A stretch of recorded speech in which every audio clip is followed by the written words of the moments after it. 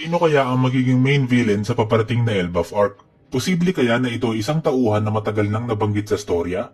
Ngayong araw, pag-uusapan natin si Prince Loki ng Elbaf at kung bakit siya sa tingin ko ang magiging main villain sa Elbaf arc. Makikita natin na matagal na palang finoreshado ang pagkatuso niya nung muntik niya lang traidorin si Big Mom dati. Papatunayan ko rin na sa arc rin na ito tuluyang magiging Brave Warrior of the Sea ang ating paboritong sniper matapos niyang batumbayin si Loki. Bago natin pag-usapan ang magiging papel niya sa paparating na Elbaf arc, pag-usapan muna natin kung sino nga ba si Loki. Si Loki ay ang prinsipe ng mga giants ng Elbaf. Una siyang binanggit sa atin sa Whole Cake Island arc kung saan nalaman natin na na-in love at first sight siya sa anak ni Big Mom na si Charlotte Lola. Tandaan natin na malaki ang galit kay Big Mom ng mga Elbaf giants dahil sa nangyari na pagwawala niya sa teritoryo nila noong pagkabata niya, na nagresulta sa pagkawasak ng isa nilang village at pagkamatay ni Jorul, yung dating co-captain ng Giant Warrior Pirates at isang malaking bayani ng mga giants. Matapos ang insidenteng ito ay naging mortal na kaaway na nila si Big Mom. Ilang dekada matapos ang insidente, nakatagpo raw ng prinsipe ng mga giants ang isang anak ni Big Mom na si Charlotte Lola. Hindi malinaw kung saan o paano sila nagkita, pero agad raw na in love si Prince Loki dito. Love at first sight raw. Noong nabalitaan ito ni Big Mom, agad niya itong ikinatuwa at nag-ayos agad ng isang arranged marriage sa pagitan ng dalawa. Makita naman natin sa Whole Cake Island arc kung gaano kahilig si Big Mom na gamitin ang mga anak niya upang bumuo ng mga alyansa sa iba't ibang grupo at lahi. Pero isa talaga sa matagal niya nang pinapangarap na alyansa ay yung alyansa sa pagitan ng mga giants. Yung hukbo nga raw kasi ng Elbaf ang pinakamalakas sa buong mundo. Dati nang binanggit ni Big Mom na mabilis niyang mapapatumba sila Shanks, Kaido at iba pang mga pirata kung napasa kanya lang ang hukbo na ito. Hindi nga lang niya ito magawa dahil sa labis na galit sa kanya ng buong lahi nila. Kaya nga grabe ang tuwa niya noong nalaman niya na naakit ng anak niya hindi lang ang isang normal na giant kundi ang prinsipe pa nila. Kaso nga lang, unfortunately para kay Big Mom, hindi raw gusto ni Lola si Loki. At bago dumating ang araw ng kasal, ay tumakas nga ito upang maghanap ng kanyang totoong true love. Siyempre, labis itong ikinagalit ni Big Mom. Ginto na sana naging bato pa. Pero tumanggi siyang palagpasin ang ginintoang pagkakataon na ito kaya ipinilit niya pa ring matuloy ang kasal. Buti na lang ay may kakambal si Lola na si Chiffon. Dahil magkamukha naman sila, inutusan niya si Chiffon na magpanggap bilang kambal niya at palitan ang pwesto nito bilang asawa ni Loki. Agad naman itong nahalata ng mga giants at mabilis na ipinakansel ang kasal. Dahil sa panlilin lang na ito, mas lalo pa raw tumindi ang galit ng mga giants kay Big Mom. At ito na nga ang lahat ng alam natin kay Prince Loki base sa storya. Pero bago tayo magpatuloy, kung nag-enjoy ka sa ating video ay mag-subscribe ka na sa ating channel dahil marami pa tayong similar content na ilalabas. Base sa mga nabanggit natin, parang hindi naman masamang tao si Prince Loki. Bukod sa hindi niya hinusgahan at kinamunghian si Lola dahil sa identidad ng nanay nito, handa pa sana siyang palagpasin at kalimutan na ang mga kasalanan ni Big Mom sa lahi nila. Makapiling niya lang si Lola. Parang hindi naman yan ugali ng isang masamang kontrabida. So bakit ko naman sinasabi na siya ang magiging main villain sa Elbaf arc? Sige, hayaan niyo ako magpaliwanag. Unang-una, kung napapansin ninyo, sobrang uto-uto ng mga giants. Marami sa mga giants na nakilala natin sa storya ay mabilis na nauuto o napagsasamantalahan ng ibang tauhan. Nakita natin ito kay Oimoy at Kashi noong inutos sila ng world government na bantayan ng Ines Lobby bilang kapalit sa pagpapalaya sa dalawa nilang captains.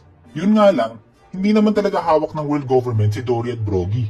Hindi man lang nanghingi sila Oimo at Kashi ng patunay na bihag talaga yung mga captains nila bago pumayag. Kundi pa dahil sa mga Straw Hats, baka nagbabantay pa rin sila sa Ines Lobby hanggang ngayon. Nakita rin natin yung pagkaututo ng mga giants sa kaso ni Mother Carmel kung saan pinagkatiwalaan siya ng malaki ng mga giants. Kinilala siya bilang isang mabait na taga-ampon ng mga ulilang bata, pero sa totoo pala ay isa siyang sikretong human trafficker na binibenta ang mga bata sa world government. Hindi man lang nila nahalata na ginagamit na pala yung teritoryo nila bilang human trafficking din. So kitang-kita natin na may patay ng mga giants na mabilis na mauto o malinlang ng ibang tao. Mas pinapahalagahan kasi sa kultura nila ang pisikal na lakas kaysa sa talino o strategiya. Kumbaga, may pagka-muscle head sila. Mas gusto nilang solusyonan ang mga problema nila gamit ang pisikalan kaysa gumamit ng utak o strategiya. Tingnan nyo na lang rin yung nangyari kay Brogy at Dory na inabot ng 100 years na pagdeduelo yung simpleng alitan nila na tungkol lang naman sa kung sino ba yung nakahuli ng mas malaking isda. Yun lang pala ang kailangan para madisband ng buong Giant Warrior Pirates. Tanungin mo lang yung dalawa nilang captains kung sinong nakahuli ng mas malaking isda. Magdeduelo na agad sila for 100 years at hindi mo na sila kailangang intindihin. Kung ganito lahat ng giants, ang dali naman pala nilang manipulahin. Kaya nga siguro madalas silang nabibiktima ng mga tusong individual katulad ni Mother Carmel o World Government. Ngayon kung magkaroon man ng villain sa Elbaf, hindi ba napakabagay kung isa itong tauhan na magaling manlinlang at magmanipula? Dahil siguradong mamamanipula niya na agad ang mga utu-utong giants. Kaya nga kaduda-duda na sa pagitan ng isang lahi na laging nauuto, meron silang prinsipe na may pangalang Loki. Isang pangalan na kadalasang inuugnay sa God of Mischief ng Norse mythology. Isang Diyos na mahilig manlinlang at magmanipula ng ibang tao. Clue kaya yan kung paanong itong prinsipe ng mga giants ay hindi utu-uto kagaya ng iba niyang kalahi, kundi isa palang tusong nilalang na matagal nang nililinlang yung mga kalahi niya? Kung totoo ito ay isa na nga ang magiging pinaka-perfectong villain para sa Elbaf arc. Ngayon kung totoong tuso at kontrabida talaga itong si Loki, bakit naman niya gustong pakasalan ng isang anak ni Big Mom? Totoo kayang simpleng na in love lang siya rito? Kung susuriin natin yung naging pangyayari, parang maraming nakakapagtaka. Una, bakit sa dinami-dami ng babae sa buong karagatan, na in love pa si Loki doon sa anak ng mortal na kaaway ng lahi nila? At love at first sight pa raw. Parang sa mga Filipino teleserye lang naman nangyayari ang mga ganyan. At hindi ba mas malamang na may mas malalim na rason si Loki sa pagpili kay Lola? Ano kaya ito? Dahil ba anak siya ni Big Mom? Kung yun lang pala ang dahilan, bakit inayawan niya si Chiffon na isa rin namang anak ni Big Mom? So mukhang may iba pang rason maliban dyan. Kaya tanungin natin ang ating mga sarili. Ano pa ba ang espesyal kay Lola na wala sa ibang anak ni Big Mom? Sa tingin ko, ito nga ay dahil si Lola ay merong viv record ni Big Mom na naglalaman ng malakas niyang soul energy. Kahit yung ibang mga anak ni Big Mom ay hindi pinapayagan na magkaroon yan. Una natin itong nakita sa Thriller Bark arc kung saan binigay ito ni Lola kay Nami bilang simbolo ng kanilang samahan. At pagdating sa Whole Cake Island, dito na napansin ni Nami ang tunay nitong kapangyarihan dahil kinakatakutan ito ng mga homies ni Big Mom. Kaya pwede mo silang mapawalang bisa o makontrol gamit ito. Kaya kung may balak kang atakihin ang teritoryo ni Big Mom, malamang magiging importante itong Vibra card upang makontrol yung mga homies na gumaganap bilang depensa sa buong Totoland. Isa pang nakakapagtaka yung pagtakas ni Lola bago ang kasal. Noong nakita kasi natin siya sa Thriller Bark, propose siya ng propose sa kung sino-sino lang. Tinawag pa nga siyang marriage proposal Lola dahil lagpas 4,400 na beses na siyang nag-propose at tinanggihan ng iba't ibang tao. Imposible naman na na-inlove siya sa lahat ng taong yan. Parang payag naman siyang pakasalan ng kahit sino lang, kahit kakakilala pa lang niya. Kaya bakit naman siya umayaw kay Prince Loki kung mahal talaga siya nito? Hindi ba mas makatwiran na pakasalan ng isang tao na mahal ka kaysa sa taong kakakilala mo pa lang? Parang hinihin sa atin ni Oda na may mas malalim na dahilan yung pagtakas ni Lola. At malamang nga ay dahil nalaman niya na may lihim na plano pala si Loki at ayaw niyang magpagamit dito. Malamang ay balak nitong traidorin si Big Mom sa araw ng kasal nila, kagaya na lang ng ginawang pagtatraidor ni Big Mom sa Germa 66 sa araw ng kasal ni Sanji at Pudding. At kinailangan ni Loki ng viv record ni Big Mom upang maipatupad ang planong ito. Malamang rin na hindi lang kay Big Mom nagtatapos sa mga plano niya, kundi isang aspeto lang ng isang mas malaki pang plano. Kung ano man ito, hindi pa nga malinaw para sa ngayon. Pero tandaan natin na hindi naman ibig sabihin na si Loki lang ang magiging nag-iisang villain pagdating ng Elbaf arc.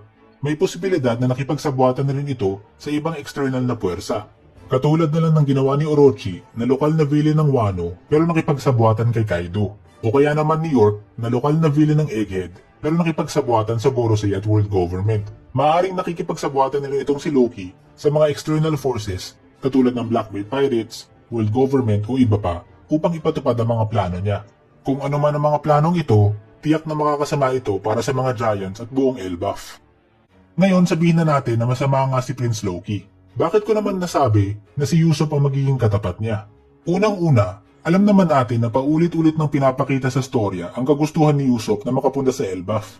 Ilang beses niya na rin binanggit ang paghanga niya sa mga Giants at kung paano niya gustong magkaroon ng kanilang katapangan. Kaya nga matagal ko nang sinasabi na sa Elbaf mararating ni Usopp ang buo niyang potensyal at dito siya ganap na magiging Brave Warrior of the Sea. At ano pa ba ang pinakaangkop na bagay para magawa ito kundi ang pagligtas sa bayan na matagal niya nang hinahangaan laban sa mga plano ni Loki.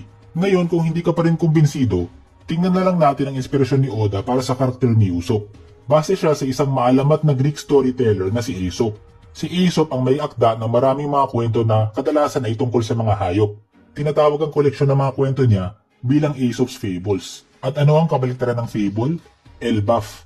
Isa na nga yung malinaw na patunay na si Usopp ang magiging sentro at star ng Elbaf arc. Napapanahon na rin naman na magkaroon ng isang magandang one-on-one fight si Usopp sa post-time skip.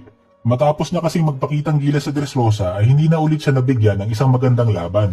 Puro minor o maikling clash lang. Hindi katulad ng mga nakukuhang laban ng mga kasamahan niya o di kaya noong mga laban niya sa pre-time skip.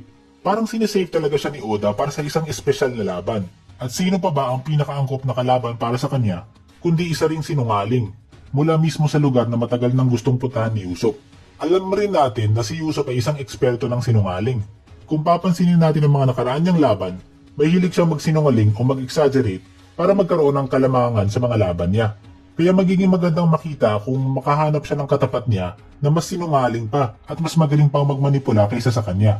Baka maging poker match pa nga ang bakbakan nila, pagalingan ng bluff. Alam ko na may mga nag-iisip sa inyo na imposibleng may masamang tao sa Elbaf dahil nga nandoon si Shanks at mukhang nasa ilalim ito ng proteksyon niya.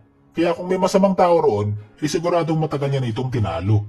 Pero gaya nga ng sabi ko, malamang ay si Loki ay isang tuso at mapanlinlang na higante. Siguradong hindi niya ipapahalata ang mga plano at pagkatao niya, lalo na kila Shanks. At patunay lang ito kung gaano talaga siya katalino o kadelikado kung mismong si Shanks at buong Red Hair Pirates ay nalinlang niya. Katulad na lang ng ginawang pagpapanggap ni Blackbeard na kahit pa si Whitebeard ay hindi nahalata. Bukod sa tapatan ni Usopp at Prince Loki, isa pang posibleng tapatan na makita natin sa Elbaf Arc ay ang tapatan ng Red Hair Pirates laban sa Blackbeard Pirates. Kung gusto mong makita kung ano sa tingin ko magiging matchups ng mga officers nila kapag naglaban ang dalawang crew na ito, tingnan mo na ang video natin tungkol dyan.